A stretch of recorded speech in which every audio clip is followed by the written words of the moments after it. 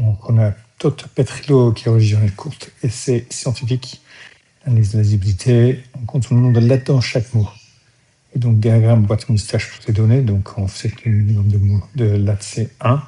Maximum, c'est 12. La médiane, c'est 5. Ça, c'est Q1 et Q3. Écrire la médiane. Donc, déjà là. Donc, la médiane, je vais écrire, sinon, c'est juste une feuille séparée. Donc, Q2 est égal à 5. C'est la médiane. C'est là. Troisième quartile, ça, c'est Q3 ici. Donc, Q3 est égal à 6. Et l'écart interquartile, c'est la distance là, ça c'est l'écart interquartile, la distance entre 3 et 6. Donc c'est l'écart interquartile est égal à 6 moins 3 qui est égal à 3. Il souhaite modifier son diagramme pour afficher les valeurs aberrantes. Et considère une formule suivante. Donc on a la formule 1,5 fois écart interquartile, donc on a ça, plus Q3.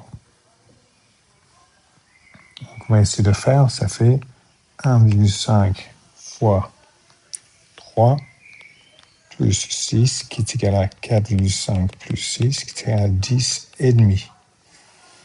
Donc ça, c'est la limite. Les mots contenant moins 4 lettres. Donc si ça comporte 10 lettres, c'est pas une valeur apparente.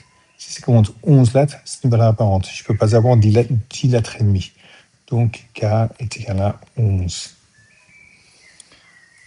Il examine davantage les valeurs aberrantes. Il ne voit pour aucune raison des échelons sur la liste. Donc maintenant, on a les valeurs aberrantes qui sont là-dedans.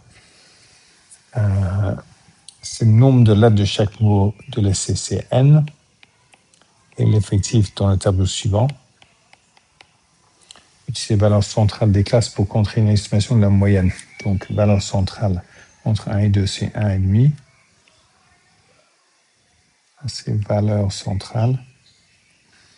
Entre 3 et 4, c'est 3,5. Entre 5 et 6, c'est 6,5. Entre 7 et 8, c'est 7,5. Entre 9 et 10, c'est 9,5.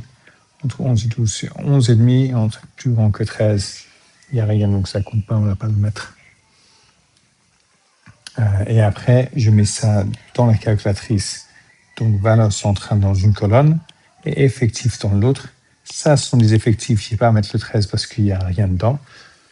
Juste à faire le calcul statistique. Une variable avec les effectifs. Oui, en fait, les effectifs, ils appellent ça fréquence dans la calculatrice. Et on le fait, ça fait que la moyenne x bar est égale à 4,53650. Donc à peu près égal à 3 chiffres significatifs. Donc 1, 2, 3. Avec le 6 après, ça devient en 4. 4054. À 3 chiffres significatifs. Un test d'adéquation chi-carré ou seule distinction de 1% pour tester l'hypothèse nulle suivante. Les effectifs du nombre de lettres dans chaque mot sont conformes à la langue anglaise. Donc l'hypothèse alternative, donc c'est H1. Les effectifs du nombre de lettres dans chaque mot de son essai n'est pas conforme à la langue anglaise.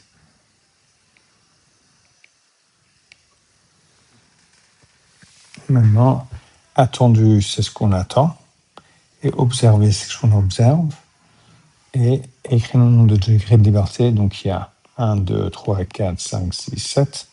Donc, c'est degré de liberté est égal à 7 moins 1 est égal à 6. Partie I, il trouve la valeur statistique chi-carré pour ce test.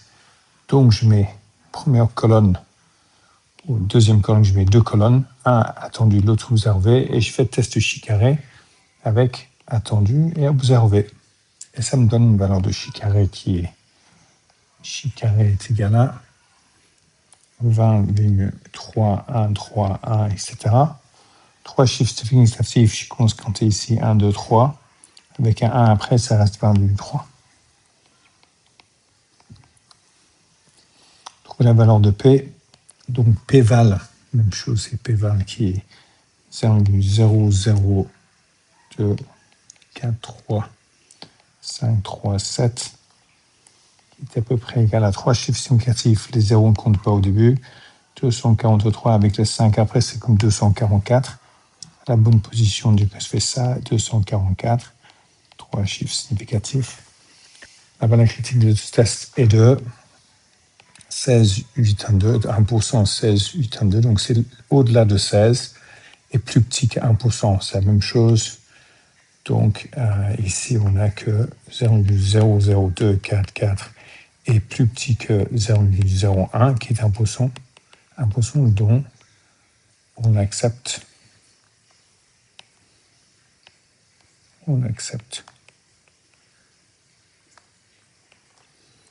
H1 que les effectifs du nombre de lettres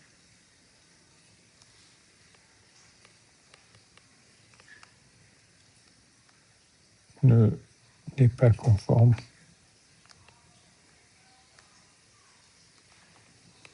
à la langue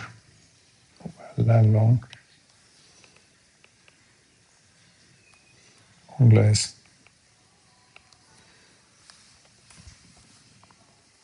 Ça, c'est la justification. Et ça, c'est ce qu'on fait. Donc, il rejette R0.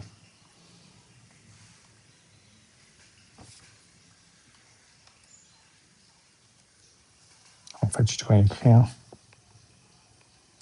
Donc, il rejette H0. Est-ce que c'est marqué là? Est-ce qu'il doit rejeter, il accepte H1 et donc il rejette H0.